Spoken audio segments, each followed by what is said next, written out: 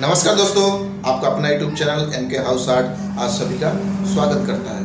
हम बात करने वाले हैं एक कहानी गोवा की, जहाँ पे लोग घूमने के लिए आते हैं। चलिए चलते हैं।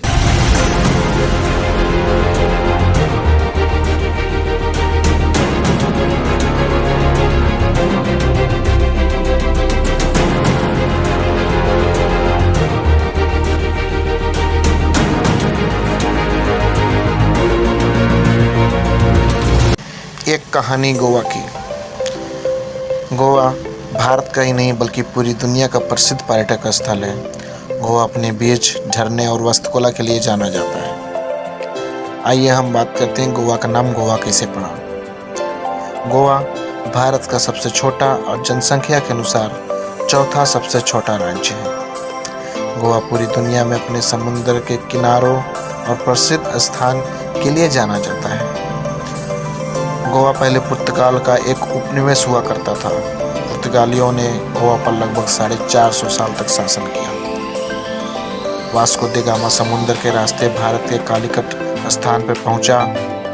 वहां से वह गोवा आया, क्योंकि वहां पे पुर्तगालियों का निवेश था और वास्को द गामा पुर्तगाल का रहने वाला था। वास्को द गामा भारत के साथ व्यापार बढ़ाना चाहता था और उसने व्यापार बढ़ाया, इसलिए पुर्तगालियों का उपनिवेश बन गया गोवा। गोवा का कुल क्षेत्रफल 1429 वर्ग मील है। महाभारत के समय गोवा को गोप राष्ट्र के रूप में जाना जाता है। गोवा को कहीं कहीं गोवाचल, गोवे, गोवापुरी, गोपालपट्टन, गोमंत के नाम से भी जाना जाता था। अरब के मध्य युग यात्रियों ने इस क्षेत्र को चंद्रपुर और चंदौर के नाम से बुलाते थे। गोवा को पुर्तगालियों ने समुद्र तटीय शहर होने के वजह से इसे गोवा वेला के नाम से बुलाते थे। बाद में इसका नाम बदलकर गोवा रखा गया। चलिए अब जानते हैं हम इसके इतिहास के बारे में। गोवा के लंबे इतिहास की शुरुआत 3री सदी ईसा पूर्व से होता है, जब यहाँ मौर्य साम्राज्य की शासन हुआ करता था। पहली सदी की शुरुआत में कोल्हापुर के सातवाहन वंश का शासन स्थापित हुआ। उसके बाद में चालुक्य शासकों ने इस पर 170 साल तक राज किया। इसके बाद कई शासकों द्वारा राज किया गया। वर्ष 1312 में गोवा पहली बार दिल्ली का सल्तनत के अधीन हुआ। विजयनगर के शासक हरिहर प्रथम द्वारा वहां से खदेड़ दिया गया। विजयनगर पर अगले 100 वर्ष शासन किया गया। वर्ष 1969 में गुलबर्ग के बहमी सुल्तान द्वारा गोवा को फिर से दिल्ली सल्तनत का हिस्सा बनाया गया। बहमी शासक का पतन होने के बाद बीजापुर के आदिल शाह का कब्जा हुआ और गोवा वेला को अपनी दूसरी राजधानी बनाया। 1510 के पुर्तगालियों द्वारा बीजापुर शासक को पराजित करने के बाद उन्होंने वेला गोवा को एक स्थायी राज्य की स्थापना की। 1883 में पुर्तगालियों ने राजधानी को पंजिम ले गए। 1947 में जब भारत आज़ाद हुआ तो भारत ने अनुरोध किया कि भारतीय उपमहाद्वीप में पुर्तगाली प्रदेशों को भारत को सौंप दें। पुर्तगालियों ने यह उचित न समझा और भारत के साथ बातचीत करना बंद कर दिया। 19 दिसंबर 1961 को भारतीय सेना ने एक ऑपरेशन चलाया। ऑपरेशन का नाम था विजय। और विजय ऑपरेशन के दौरान गोवा दमन द्वीप को भारत में मिला लिया गया और यहाँ पर केंद्र प्रशासित क्षेत्र बनाया गया। 30 मई 1987 में केंद्र शासित प्रदेश अलग किए गए। गोवा भारत का 25वां राज्य बन गया और दमन द्वीप को केंद्र शासित प्रदेश ही रहने दिया गया। अब हम बात करते हैं अर्थ जगत। गोवा का प्रमुख उद्योग पर्यटन है, क्योंकि यहाँ पे 45 बीच हैं जो गोवा को पूरी दुनिया में प्रसिद्ध बनाता है। इसके अलावा लौह खनिज, काजू और मछलियाँ यहाँ के प्रसिद्ध उद्योग हैं। यहाँ का काजू सऊदी अरब, ब्रिटेन और अन्य देश विदेश में निर्यात किए जाते हैं। गोवा में एक ही हवाई अड्डा है और दूसरा बनने वाला है या बन रहा होगा। गोवा में केवल 2 ही जिला हैं, उत्तरी गोवा और दक्षिणी गोवा। अब हम बात करते हैं यहाँ की संस्कृति की। गोवा में लगभग 60% हिंदू, 28% ईसाई और 12% अन्य लोग रहते हैं। खास बात यहाँ की यह है कि ईसाइयों में भी हिंदुओं जैसी समाज पाई जाती है। संस्कृति की मानो तो 1000 साल पहले गोवा को कोकर काशी के नाम से भी जाना जाता था। यहाँ की संस्कृति को मिटाने के लिए कई शासकों ने प्रयास किया, पर यहाँ की संस्कृति इतनी मजबूत थी कि यह मुमकिन ना हो सका। यहाँ की भाषा कोंकणी और देवनागरी है। हिंदी का कहीं अधिकाधिक उपयोग किया जाता है। यहाँ की प्रमुख खेल फुटबॉल है। अब हम बात करते हैं यहाँ की यातायात की। गोवा आने के लिए आपको पूरी दुनिया से सुविधाएं मिल जाती हैं, देश विदेश से सुविधाएं मिलती हैं, जैसे कि हवाई जहाज, रेलवे, बस आदि। यहाँ से आपको पूरे भारत, गोवा से पूरे भारत के लिए, देश और विदेश के लिए हवाई जहाज की उड़ानें भरी जाती हैं। रेलवे की बात करें तो पूरे भारत से आप कहीं से भी आप गोवा आ सकते हैं रेलवे के माध्यम से। रही बात बस की, तो गोवा से सटे अन्य राज्य गोवा जाने और आने के लिए बस बुकिंग की जाती है। यहाँ पे छोटे छोटे ऑफिस बनाए गए हैं, बस ऑफिस, यहाँ पे आपको बुकिंग किए जाते हैं। अब बात करते हैं यहाँ की लोकल यातायात की। यहाँ की सरकार द्वारा KTC कदम्मा ट्रांसपोर्ट कॉरपोरेशन या KBC कदम्मा बस सर्विस सेवा प्रदान की जाती है। ज़्यादातर के लोग यहाँ प्राइवेट बसें चलाई जाती हैं। यहाँ की सुविधाएं लोकल यातायात की, तो यहाँ आपको ऑटो तो कहीं ना कहीं एक दो दिख गए तो दिख गए, नहीं तो भी नहीं। यहाँ पे VIP गाड़ियाँ चलती हैं, जैसे इनोवा, वैगनार आदि ऐसी गाड़ियाँ। आपको बता दें यहाँ ऑनलाइन बुकिंग टैक्सी का भी उपलब्ध नहीं है, जैसे कि ओला उबेर। अगर जाना जाए तो ओला उबेर जैसी सुविधाएं भी नहीं है कि ऑनलाइन बुक करने पर आपको टैक्सी मिल जाए। यहाँ के स्थानीय लोग द्वारा ही गाड़ियाँ चलाई जाती हैं। आपको यहाँ की बाइक पुल भी नहीं मिल पाएगी, क्योंकि यहाँ के लोग द्वारा ही बाइक पुल सेवा प्रदान की जाती है। यहाँ के भाड़ा फिक्स नहीं रहता। यहाँ पे आपको भाड़ा खुद ही फिक्स करना होता है, या बाइक का या फिर 4 व्हीलर 2 व्हीलर जो भी हो। आप अगर यहाँ के जाते हैं तो आप समझ लिए ओला उबेर यहाँ पर नहीं है, और ना ही यहाँ पे ऑटो सुविधाएं हैं, और यहाँ पे आपको ऑफलाइन ही सब कुछ काम करने पर यहाँ का स्थानीय लोग ही आपको सर्विस देते हैं। और यहाँ की बात और, आप यहाँ पे जब भी आए, किसी भी प्राइवेट गाड़ियाँ जैसे VIP गाड़ी, आपको एक दूसरे जगह जाने आने के लिए या फिर बाइक जाते हैं तो आपको भाड़ा खुद ही फिक्स करना होता है। अगर आप फिक्स नहीं करते हैं तो आपसे कितना भी भाड़ा वसूला जा सकता है। ये आपको अगर मालूम नहीं है तो या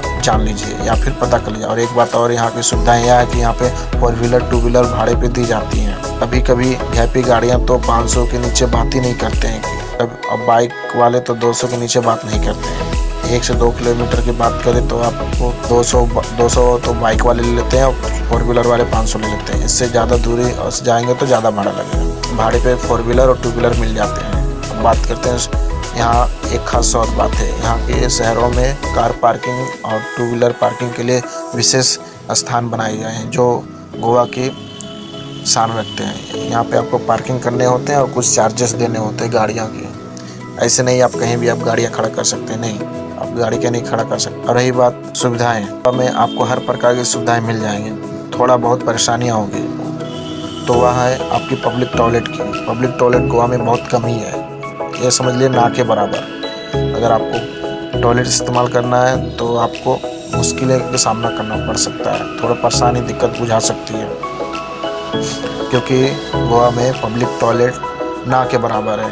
आप ढूंढते रह जाएंगे, आपको नहीं मिलेगा। ज़्यादातर यहाँ पे होटलों में ही टॉयलेट वाशरूम है, अगर आप जाएंगे तभी। अब हम बात करते हैं प्रसिद्ध जगह की। अटल सेतु ब्रिज भारत का तीसरा सबसे लंबा केबल ब्रिज है, जो पोरबरीम और गोवा की राजधानी पंजिम को जोड़ता है। यह मांडवी नदी पर बना है। इसकी लंबाई 5.1 किलोमीटर लंबा है और इसकी ऊंचाई 95 फीट ऊंचा है। इस पर 2 पहिया, 3 पहिया और बैलगाड़ियाँ प्रतिबंध है। इसका उद्घाटन 27 जनवरी 2019 में हुआ था। इस ब्रिज की सुंदरता तब और ज़्यादा निखरती है जब शाम से रात होता है। इस पर लाइट की एक अनोखी आतिशबाजी होती है, जो इस ब्रिज में 4 चांद लगा देते हैं। अब बात करते हैं पंजिम चर्च की। गोवा की राजधानी पंजिम में Church of Our Lady of the Immaculate Corporation एक पहाड़ी की चोटी पर स्थित है। एक सुंदर चर्च है। चर्च रात में बहुत जगमगाता है और खूबसूरत नज़र आता है। बेसिलिका ऑफ बॉम जीसस में सेंट फ्रांसिस जेवियर का मकबरा और अवशेष है, जो 400 सालों बाद भी एक अच्छी स्थिति में है और हर दशक इसे एक बार बाहर निकाला जाता है। यह चर्च पंजिम से 10 किलोमीटर दूरी पे है। वास्को डी गामा, यह गोवा का सबसे बड़ा शहर है। यहाँ वास्को डी गामा नाम से एक रेलवे स्टेशन है। देखने के लिए नेवल एविएशन म्यूजियम, जापानी गार्डन, सेंट एंड्रयूज चर्च, वेगमालो बीच, इसोरेसिन बीच, दूध सागर वाटरफॉल। यह वाटरफॉल पंजिम से 60 किलोमीटर दूरी पे है। यहाँ का वाटरफॉल ऊंचे झरने जिसकी लंबाई 310 मीटर और 30 मीटर चौड़ा है। यह गोवा का कर्नाटक और बॉर्डर पर स्थित है। इसकी सुंदरता अति सुंदर है। हम बात करते हैं गोवा की कसिनो की। भारत का सबसे बड़ा कसिनो गोवा में ही है। इस कसिनो में आपको gaming, live entertainment, parties, comedy जैसी चीज़ें का मज़ा उठा सकते हैं। यहाँ का गेम रातों रात खिलाड़ियों को करोड़पति और कंगाल बना देती है। यहाँ पर बिग डैडी, मजिस्ट्रेट, डेल्टिन जैसी बड़ी बड़ी कसिनो है। अगुंडा फोर्ट यह पंजिम से 18 किलोमीटर पर स्थित है। यह अरब सागर और मंडावी नदी के संगम को मिलता देख सकते हैं। यह किला 17वीं शताब्दी से पुर्तगालियों द्वारा निर्माण किया गया था। डोना पाउला यह बीच लवर्स पैराडाइज के नाम से भी जाना जाता है। पंजिम से 7 किलोमीटर की दूरी पर है डोना पाउला। डोना पाउला बीच मोरगुआ बंदरगाह का एक सुंदर दृश्य प्रदर्शित करता है। अरवलम गुफा इस गुफा की उत्पत्ति 6वीं शताब्दी में की गई थी। इसे पांडव गुफा भी कहते हैं। पांडवों ने अपने निर्वासन के दौरान यहाँ शरण ली थी।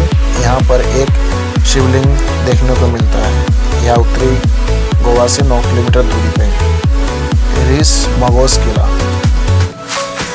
इस किले का निर्माण 1551 में हुआ था। इसका निर्माण सुल्तान आदिल शाह ने करवाया था। यहाँ मंडोवी नदी के उत्तर की ओर स्थित है। यह किला लेटराइट पत्थरों और लाल मिट्टी से बना है। गोवा की नाइट लाइफ गोवा की नाइट लाइफ की तो बात ही छोड़ दो यार। यहाँ की नाइट लाइफ इतनी शानदार है कि आप सोच नहीं सकते हैं। हम आपको यहाँ के गोवा की नाइट लाइफ भी दिखाएंगे। गोवा की नाइट लाइफ के लिए भी जाना जाता है। यहाँ पर दिन ढलते ही पार्टियाँ, डांस, मौज मस्ती, गेम आदि सब शुरू हो जाता है। इन खूबसूरत जगहों की चार चांद लगा देता है। और अरावेलम वाटरफॉल यह पंजिम से 30 किलोमीटर की दूरी पे है। यह भी एक खूबसूरत झरनों में से एक है।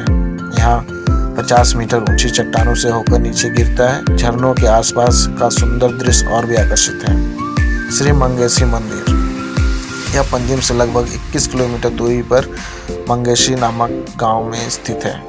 इसका इतिहास सदियों पुराना है। अगर आप अनोखी जगहों की तीर्थ यात्रा पर करना पसंद करते हैं तो उनमें से एक गोवा मंगेशी मंदिर भी शामिल कर लीजिए। यह स्थान एक महत्वपूर्ण स्थान है। आध्यात्मिक श्रद्धा के साथ गोवा के आकर्षण अनुभव का एक अविश्वसनीय मिश्रण प्रदान करता है। गोवा में लगभग कुल 45 बीच है जो गोवा की सुंदरता पूरी दुनिया में निखारता है। गोवा के बीच पूरी दुनिया में मशहूर है। यहाँ देश विदेश के लोग घूमने आते हैं। दिन तो दिन रात में भी बीच के नज़ारे और गोवा की नाइट लाइफ पार्टियाँ इन बीचों को और आकर्षण बना देती हैं। कुछ प्रसिद्ध बीचें बागा हम आपको बताते हैं। बागा बीच, कलंगुट बीच, मीरामार, कोंडलिम बीच आदि। यह रही गोवा की पूरी कहानी और जानकारी। अगर आपको अच्छी लगी तो किस बात की देरी, आपको पता है आपको क्या करना है। धन्यवाद।